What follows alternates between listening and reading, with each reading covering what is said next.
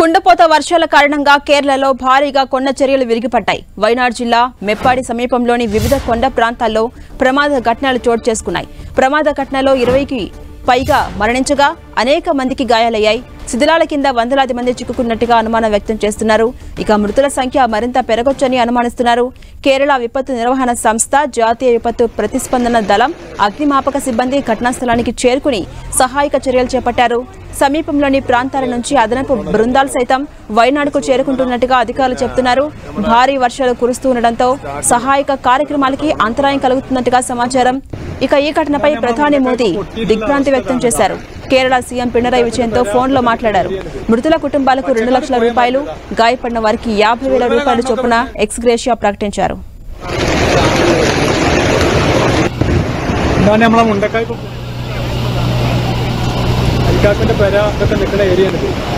പച്ചക്കാട് പോയാൽ മരുന്നതാ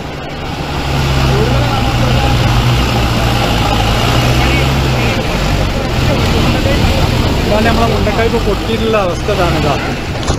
അരിക്കാപ്പിന്റെ പെര അതൊക്കെ നിൽക്കുന്ന ഏരിയ పచ్చకాడు పోయమన్నదా. కుండపోత వర్షాల కారణంగా కేరళలో భారీగా కొండ చర్యలు విరిగిపడ్డాయి. వైనాడ్ జిల్లా మెప్పాడి సమీపంలోని వివిధ కొండ ప్రాంతాల్లో ప్రమాద ఘటనలు చోటు చేసుకున్నాయి. ప్రమాద సమయంలో 20 మందికి పైగా చనిపోగా అనేక మందికి గాయాలయ్యాయి. శిథిలాల కింద వందలాది మంది చిక్కుకున్నట్టుగా అనుమానం వ్యక్తం చేస్తున్నారు. మృతుల సంఖ్య మరింత పెరగొచ్చని కూడా అనుమానిస్తున్నారు. కేరళ విపత్తు నిర్వహణ సంస్థ, జాతీయ విపత్తు ప్రతిస్పందన దళం, అగ్నిమాపక సిబ్బంది వెంటనే ఘటనా స్థలానికి చేరుకుని సహాయక చర్యలు చేపట్టారు. ఇక ఇదే అంశంపై మరింత సమాచారం మా ప్రతినిధి గోపి అందిస్తారు. గోపి, కేరళ వైనాడ్ జిల్లాని మునుపెన్నడూ లేనట్లుగా భారీ వర్షాలు ముంచెత్తాయి.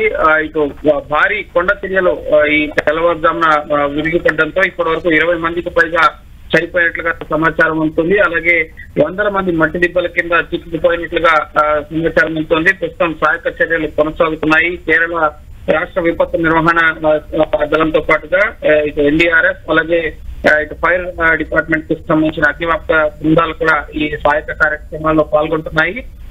ఇటు మెప్పాడి ప్రాంతంలోని వివిధ ప్రాంతాలు ఈ కొండ చర్యలు విరిగిపడి పూర్తిగా బురదమయమైపోయాయి.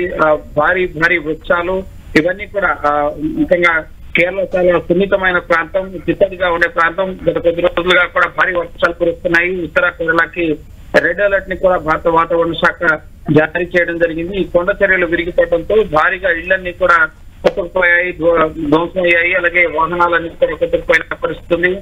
ముఖ్యంగా సురల్మల ప్రాంతం, పట్టణ ప్రాంతంలో కొంత భాగం మొత్తం కూడా కొట్టుకుపోయినట్లుగా సమాచారం.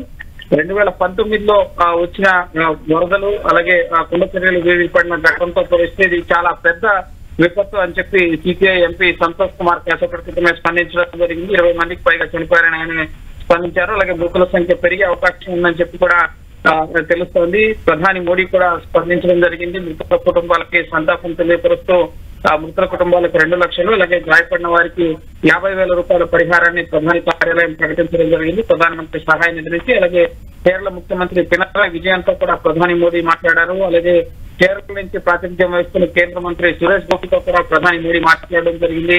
అవసరమైన సహాయక కార్యక్రమాలను ముఖ్యంగా ఏర్పాటు చేయాలని చెప్పి ఆదేశించడం జరిగింది. అలాగే ఇటు వైనాడ్ మాజీ ఎంపీ ఇటు రాహుల్ గాంధీ కూడా కేరళ సీఎంతో మాట్లాడారు. ఇటు కాంగ్రెస్, అలాగే యూడీఎఫ్ కి సంబంధించిన శ్రేణుల సహాయక కార్యక్రమాల్లో పాల్గొనాలని చెప్పి కోరడం జరిగింది. ఇటు కేరళ నుంచి 5 మంత్రుల బృందం కూడా వైనాడ్ కి బయలుదేరి వెళ్లబోతున్నారు. అక్కడ సహాయక కార్యక్రమాన్ని పర్యవేక్షించబోతున్నారు. అయితే భారీ వర్షాలు ఈ సహాయక కార్యక్రమాలకి ఆటంకం కలిగిస్తున్న పరిస్థితి కూడా ఉంది. రెస్క్యూ ఆపరేషన్స్ ముఖ్యంగా 100 మందికి పైగా ఈ బురద, అలాగే మట్టి దిబ్బల కింద చిక్కుకుపోయినట్టు పూర్తిగా ఒక గ్రామమే కొట్టుకుపోయినట్లుగా సమాచారం ఉంటుంది. ఇంకా పూర్తి స్థాయి సమాచారం కేరళ నుంచి రావాల్సి ఉంది. ఎందుకంటే పూర్తిగా ఇన్ఫ్రాస్ట్రక్చర్ దెబ్బతిన్న పరిస్థితి, భారీ వర్షాలకి ఈ కొండ చర్యలు విరిగిపడడం, ముఖ్యంగా వాటర్ కూడా అక్కడ ఉన్న రివర్స్ లో ఎక్కువగా ఉండడంతో కార్యక్రమాలు ప్రస్తుతం అక్కడ వరదల్లో ముఖ్యంగా ఈ కొండ చర్యలు విరిగిపోయిన ప్రాంతాలకు వెళ్లే ఆటంకం కలిగిస్తున్న పరిస్థితి. సో ప్రస్తుతం అయితే కేంద్ర రాష్ట్ర ప్రభుత్వాలు ఈ వైనాడ్ ఘటన పట్ల అప్రమత్తమయ్యాయి. సహాయక కార్యక్రమాలను ముమ్మరం చేసేందుకు ఇటు ఆర్మీ, అలాగే వాయుసేనను కూడా రంగంలో పీల్చే ఆలోచనలో కేంద్ర ప్రభుత్వం ఉంది.